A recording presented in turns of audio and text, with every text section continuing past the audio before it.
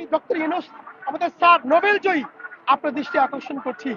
আপনাকে আমরা আপনাকে আমরা ভালোবেসে আপনাকে আমরা ভালোবেসে এই ক্ষমতার মস্তদে বসিয়েছি।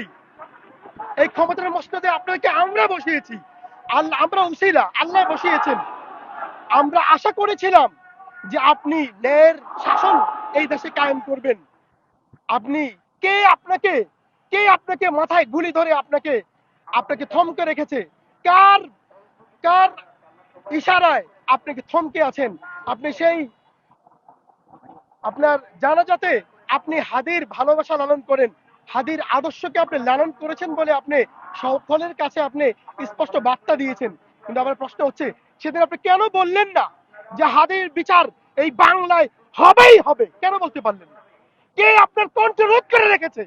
আমরা জানতে চাই, কে আপনার কণ্ঠ রোধ করে রেখেছে?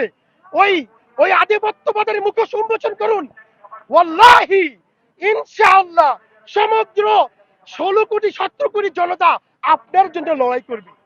আপনি বুক খুলে বলেন, আপনি ভয় পাবেন না। আল্লাহ আপনার সাথে আছে। আল্লাহ আপনার সাথে আছে। 17 কোটি জনতা আপনার পাশে আছে। আমি আপনার দৃষ্টি আকর্ষণ করছি, স্যার, আপনি নোবেল জয়ী, আপনি যথেষ্ট সম্মানিত।